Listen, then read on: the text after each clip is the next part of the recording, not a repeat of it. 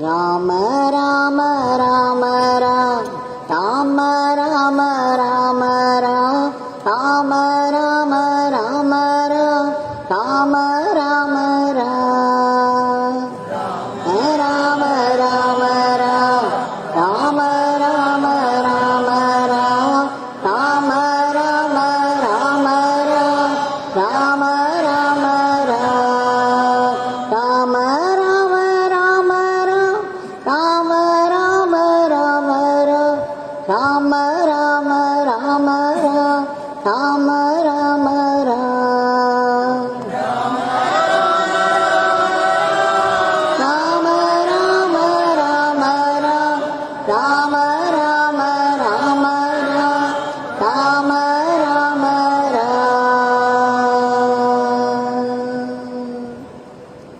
Bhagwan Shri Yogi Ramsuratkumar ki jai.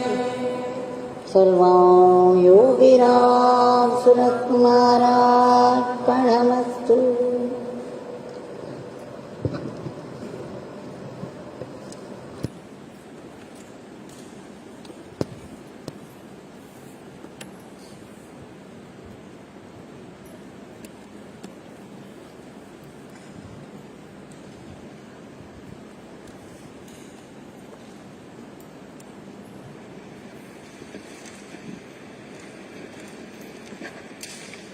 With our grateful pranams, we have offered his powerful Nama Pushpas at his lotus feet. And before we offer our prayers to him, we shall continue to go through one or two incidents which would further explain the word clarity.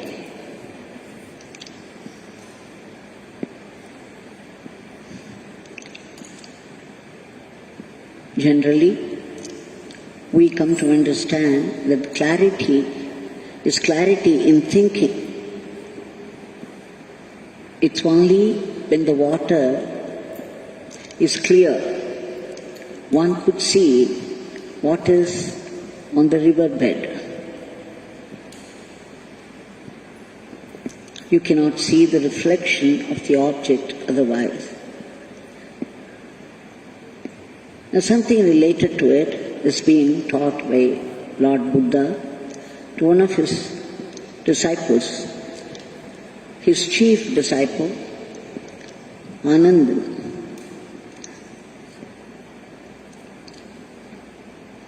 Once, Sri Buddha was walking along with his disciples. They were walking through village after village after village. At one point, Lord Buddha sat down, felt very thirsty, or said so. He called his chief disciple. You remember as we came over to this place some 2 miles back, we came across a small stream of water. Now I feel very thirsty. Will you please take my begging bowl and bring water in that? Immediately, the disciple left. He walked back the 2 miles, went to the stream, and he found the stream was no more clear, that some bullocks, or probably bullock cart, it was a very shallow stream and a very small one at that. So some bullock carts must have waded through that. And therefore, it was not clear, it was muddy, and what was more, the dry leaves had fallen from the trees. So as soon as he saw it, he felt disgusted and returned promptly to say, Master, the water is not clear, not worthy of your drinking. Perhaps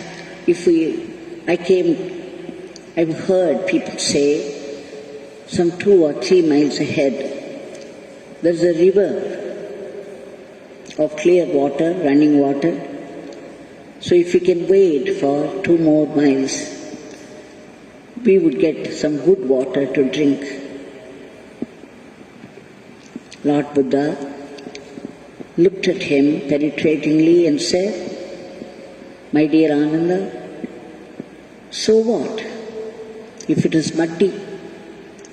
You walk back all those 2 miles again.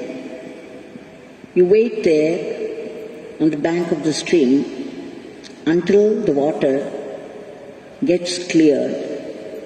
Then you bring it. Master." And then he kept quiet because the first feeling that he felt was anger for the master. That master should insist upon walking back the 2 miles and wait for the water to clear and then bring it. What is the point? The same 2 miles, if we walk ahead, we would come across fresh water, running water. But then his rigorous discipline all along had trained him to obey the master unquestioningly. So by force of habit, he accepted and walked back those 2 miles to the stream and then sat on the bank looking upon the muddy water. But now, by then, the water has cleared to some extent. The dry leaves had gone to another corner, moved away, and the water was slowly getting clear. So as he kept on looking at it with concentration, and as the water cleared more and more, suddenly it flashed. This is not for bringing water that the Master has sent me on this mission. It is a revelation. It is to understand a great point that I have been put on this mission. As he gazed at the water, determined to wait until it got cleared, he saw so many things. He began to contemplate. This is how the mind gets agitated, confused, and it becomes muddy with this thought and that thought, with this desire, that desire, with anxiety, tension, anger, jealousy, fear, grief. All this would confuse the mind and spoil its clarity. And this muddy mind is good for nothing. It cannot make a decision, nor can it act. But if you can separate yourself from this identity, and simply witness all those streaming thoughts. Okay, let there be anger, thoughts of grief, thoughts of tension, thoughts of jealousy. It is natural that the mind gets all this. You simply witness, you simply watch all those thoughts stream by. And then slowly, once you begin to witness, not adding your power to those thoughts by participating, When you get angry, you get involved with that anger, you are giving power to the feeling of anger, and then you get identified with anger. I am angry. I become muddy. Suppose I feel angry with somebody. You simply see, oh, I'm getting thoughts of anger. It's okay. Let me not do anything about it. Let it pass. And thoughts of grief, okay, it is but natural. Let it pass. So when you begin to distance yourself from these thoughts and simply watch them, not reacting to it. By reacting, by participating, you are giving power to it. And slowly these thoughts pass by, and then there is clarity. And in the clarity of the mind, things reveal themselves as they are, not as distorted images. So he understood this, and immediately after taking water he rushed back to the master and thanked the master profusely. Buddha smiled and said, "My dear Ananda, why are you thanking me? It is I who should thank you for bringing water for my thirst." Then it was Ananda's turn to smile and say with folded hands, in all humility and sincerity and earnestness, "Master, I have understood why you sent me on this, and I have learned." So this is what we too have to learn. When we get agitated, when there is no clarity, we know we have to bring the form of our Gurudev. Clarity is having Darishana, the physical form of Guru. Clarity is to chant the name of the Guru. Clarity is practicing the words of the Guru. And clarity is contemplating on the existence of Guru, on the presence of the Guru. So we can do any one of these things, or all the four, or develop one of them, and you know it would lead to clarity. As I said, when you see the physical form, you are immediately in the presence of the Guru physically, and that is bound to make a difference to our mind. You begin to understand that this state of the Guru is possible, that God is the goal. And then slowly, slowly these thoughts take root,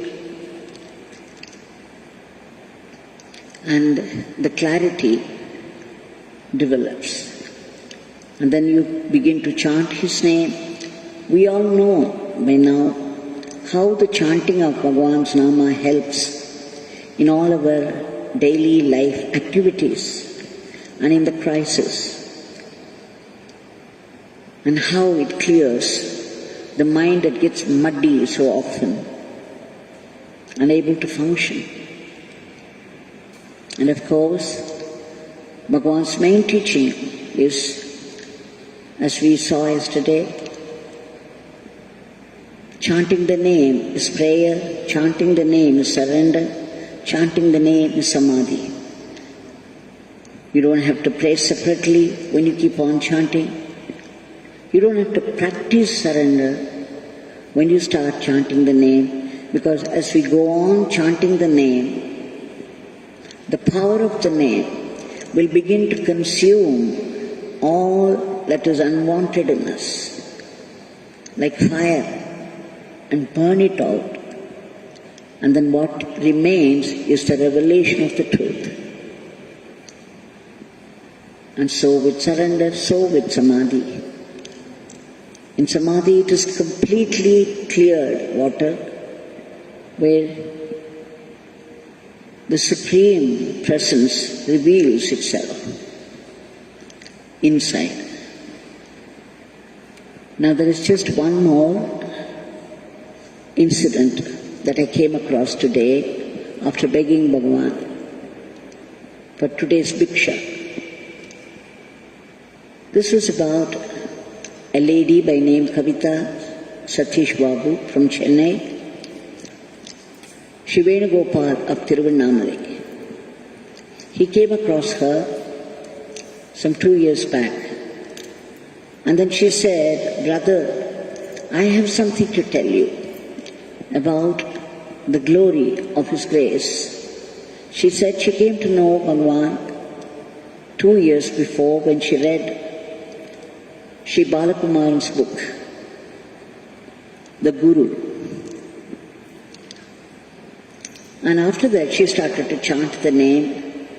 She started to depend upon Bhagwan for everything. And one day, her 4-year-old child, the little boy, fell sick, and that too in the night. In the late night, the boy began to vomit. And he kept on vomiting, became very tired. And she did not know what to do. He was only 4 years, and it was late night. She was alone with the boy, and she didn't know how to find a doctor at that time. No doctor would come forward. And she had to find an auto to take him alone, and again that could spell more trouble for her. So thinking about it all, she was terrified, and suddenly she remembered the name Yogi Ramsuratkumar. She was always chanting, but the way naturally the mind thinks is to go to the doctor. Now she comes to, because of chanting the name, remembering the Guru and chanting his name, gave her certain clarity. And in the clarity of the mind, it flashed. The only thing that she could do in this late night was collect some water, a little water in a vessel. She held the tumbler, the glass of water in her hand, and kept praying to Bhagwan while chanting the name Yogi Ramsuratkumar.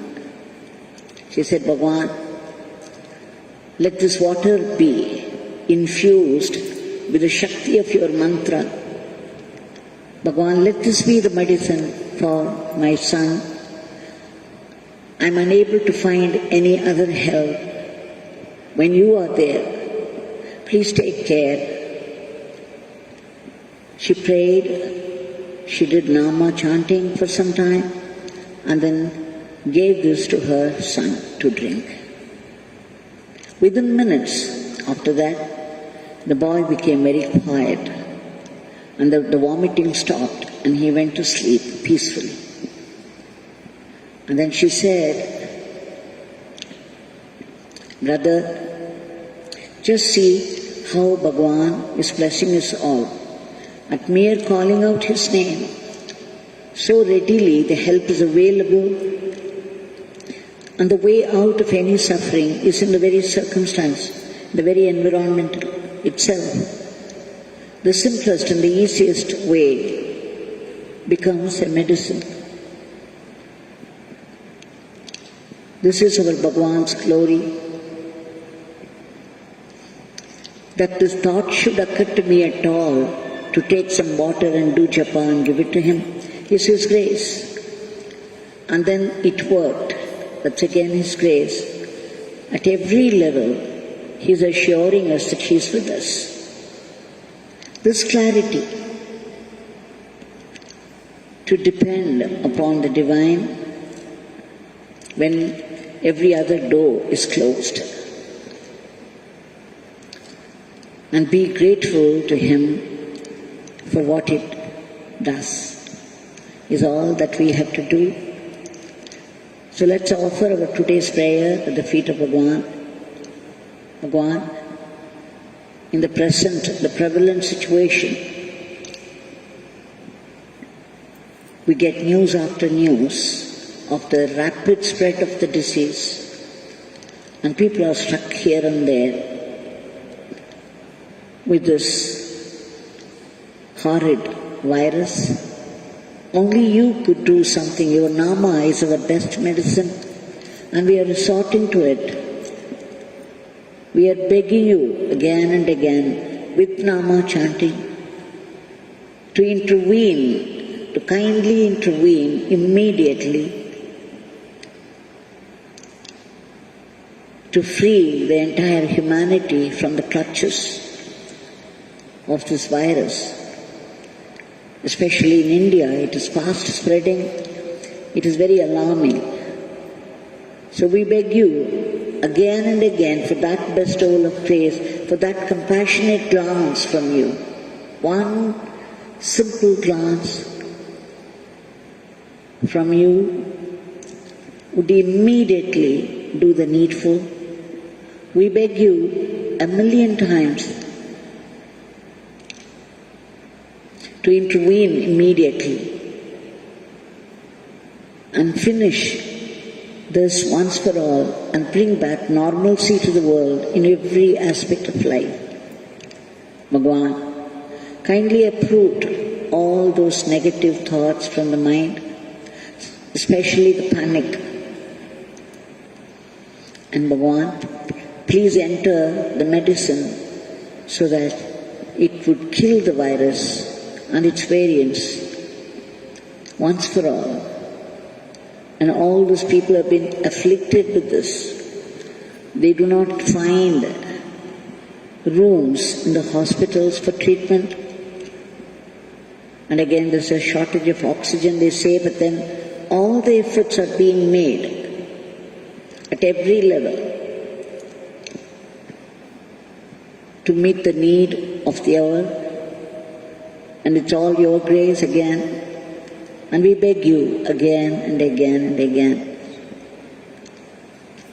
to reach out all those people with immediate treatment. And please give them speedy recovery. And all those people who work hard, labor day and night at the very risk of their lives in order to save other lives, please give them protection. We beg you for a lift to economy, and above all, for clarity of the mind, by visualizing your form, by chanting your name, by remembering the leelas and practicing whatever teaching that we could possibly practice, and then remembering that you are all-pervasive, all-knowing, all-powerful. You are the Supreme Godhead. By your grace, we should be able to see the truths as they are. As you say, everything happens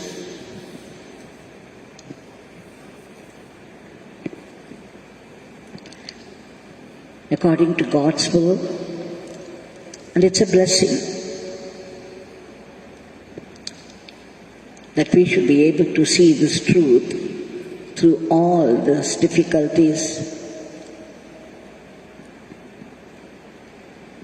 We beg you again and again for speedy recovery of all these people who are down with this COVID and struggling. Jai Yogi Ramsuratkumar.